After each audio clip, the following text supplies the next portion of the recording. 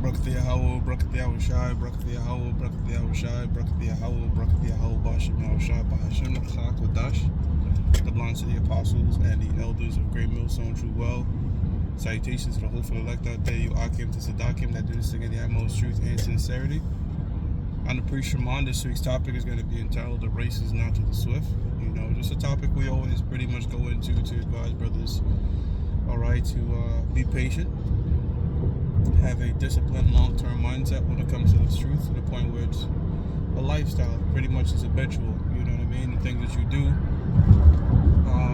That way you're just constantly enduring, of course, praying to the Heavenly Father. Set up like a routine in the spirit, man, all right? This is what I'm going to pray, this is what I'm going to teach. You know, my leisure time, which, you know, people in this world associate leisure with just chilling, not doing shit, but really that should be the study time. But I'm going to squeeze in times to make sure I'm kind of, you know, making sure I'm in tune with the prophecies and what's going on, you know. And, you know, just time management, man, you know, time management. Not running into this thing to really burn yourself up, you know what I'm saying? Running to learn, and shoot to the top and these sorts of things. What happens often is guys fizzle out, so it's a common lesson we always do. With that said, this is the book of Ecclesiastes, chapter 9, verse 10. It says, whatsoever thy hand findeth to do, do it with thy might. Right, so whatever you're doing, man, do it to the best of your ability, including your jobs in the world. You know, your job in the world, whatever you set your hands to, pray to the Most High that you maximize it, you're successful at it.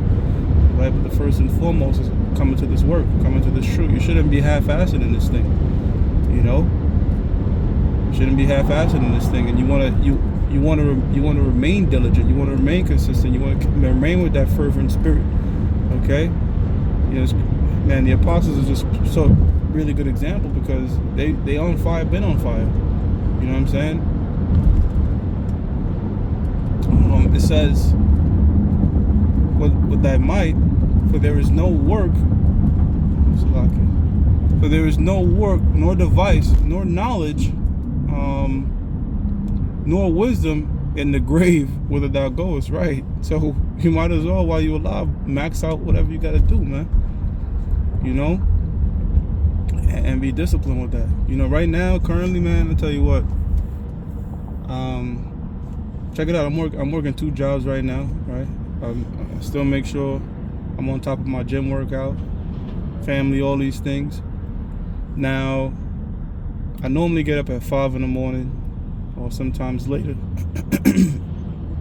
So the day that I was going to hit the gym early in the morning, I set my alarm for 5:30. Don't you know my body woke up at 5:29? Mind you, I hadn't get up early the past couple of days, right? I've been, you know, work my day job, go to my night job. When I do the night job, I can't go to the gym. So I went 2 days in a row with a night job. Then I was gonna, you know, then I had my off day from my night job.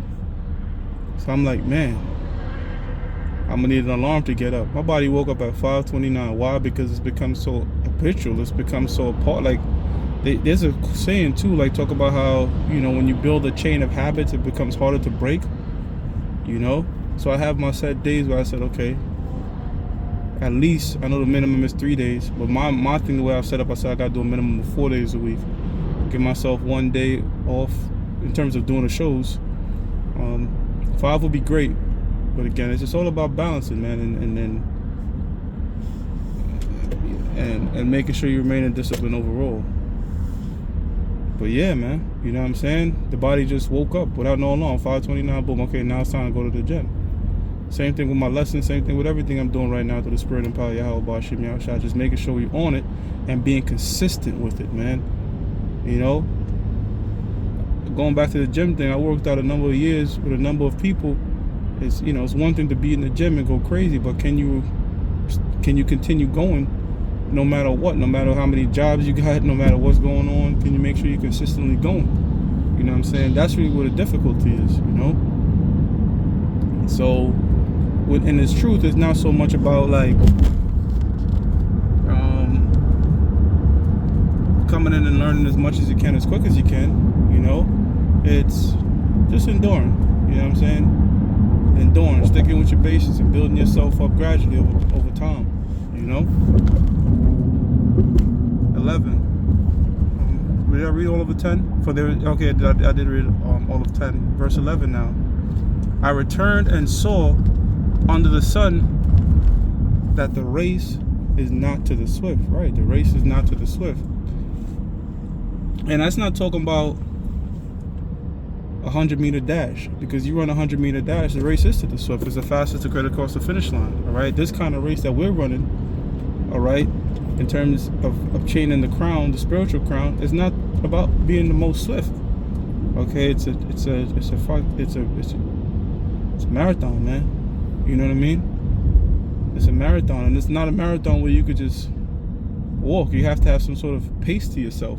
You know, while there's obstacles, I forgot what that one is called. They have that in the Olympics where it's like they got to jump over shit and all that type of stuff is going on. But that's how this how this race is, man. That we in. It says, nor the battle to the strong, neither yet bread to the wise, nor yet riches to men of understanding, nor yet favor to men of skill, but time and chance happeneth to them all. Yeah, Most High could have something come your way. You know what I mean? The Most High could that's what it means, time and chance happen to the all. Most High could send a blessing to any man. That, for example, it says, neither yet bread to the wise. The Most High could bless a man with bread and not wise. Could bless a man with riches that don't have an understanding. You know what I'm saying? So time and chance happen to all. And we're going to get our time. All right? Lord willing, the hopeful elect of the nation of Israel, man. We're going to get our time to rule. This is the book of Hebrews. Hebrews chapter 12, verse 1. And it reads, it says, wherefore, seeing we also are compassed about with so great a cloud of witnesses, let us lay aside every weight and the sin which does so easily beset us, and let us run with patience the race that is set before us. So that's the race that we're talking about, man. Okay, this crown that we're trying to obtain, and it's true. You know, brothers, we're about to hit 2 decades, man. If we hit another 2 years, that'll be 2 decades since 2007, since the apostles been out. You know how many men then came in and abandoned since then? A lot, man. And how much more before our time, the YouTube era time? A lot. Because why? Because they lost patience. All right.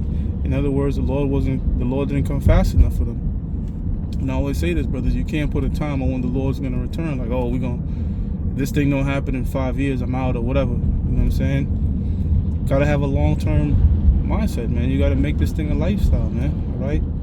Because if you think this is what happens, you know, guys come in the truth, have a short-term mindset, meaning like this place is gonna be destroyed either today or tomorrow, which Lord willing, we hope. You know what I mean? That's definitely hastening the day.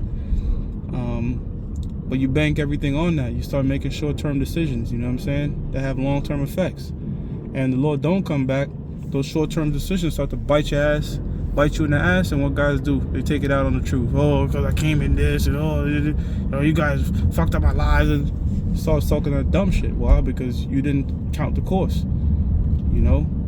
You didn't count the course. 2, looking unto Yahweh Shah, the author and the finisher of our faith, who for the joy that was set before him endured the cross. Endurance, man. The Hebrew word for endurance is yakal. Some of these things we have to pray for. You know what I'm saying? When you want to pray for whether it's wisdom, whether it's endurance, whether it's strength, look up these Hebrew words, you know. Learn the Lord's Prayer in Hebrew, you know. Because there's a lot more force in Hebrew. Saying the name of the Yahweh B'Shem Yahushua in Hebrew.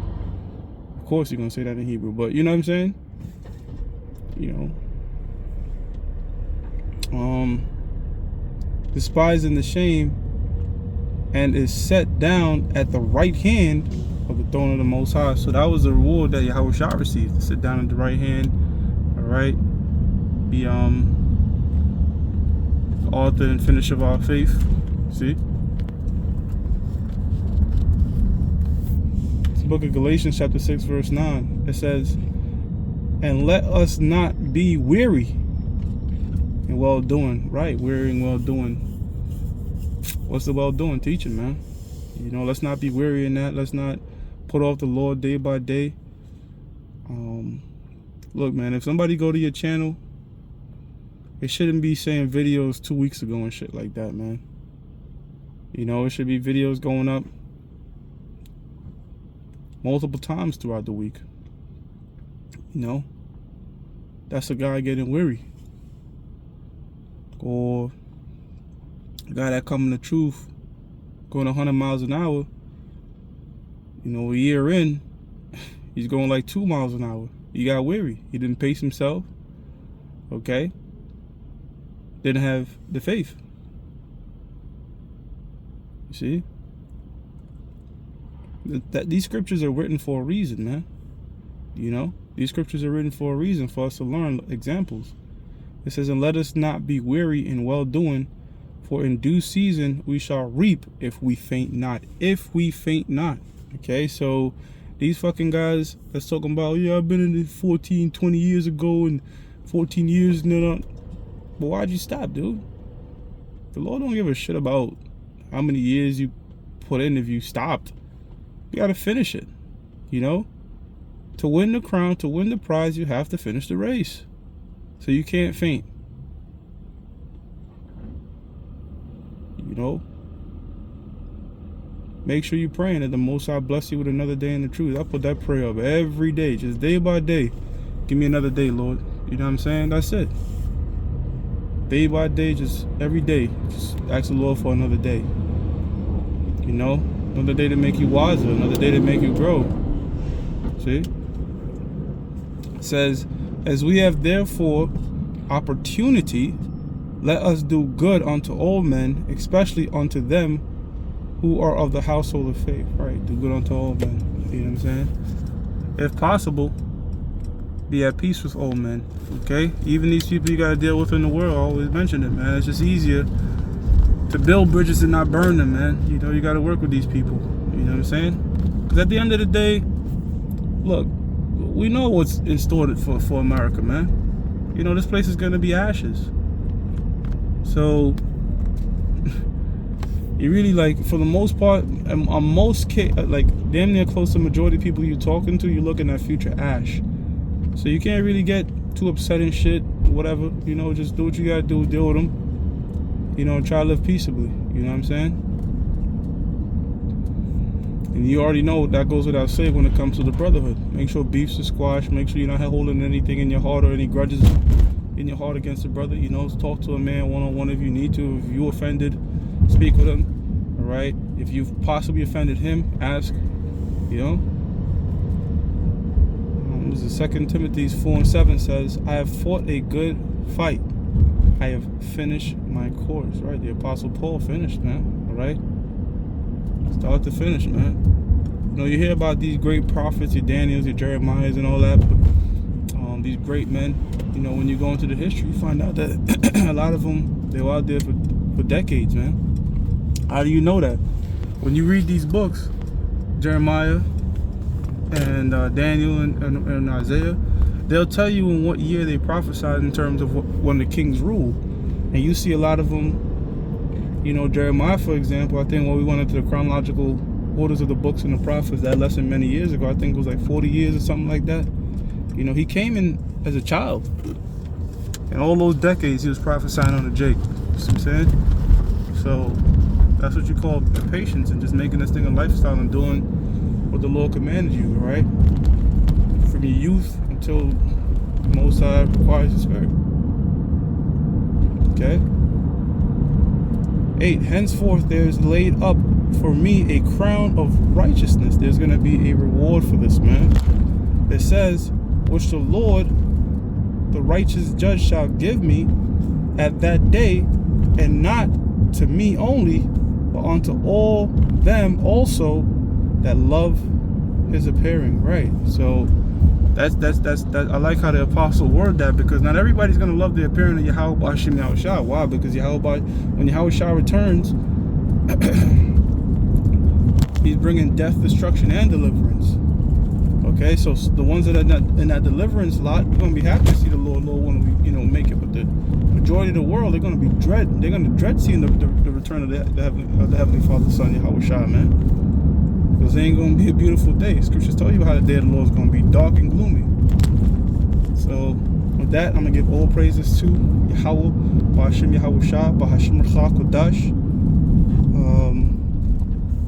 All praises to Yahweh, Ba'ashem Yahweh Shai, that belongs to the apostles and the elders of Great Millstone True Well. Of course, salutations to the whole elect out there. You Akim to Zadakim that do this thing that have more truth and sincerity. Shalom.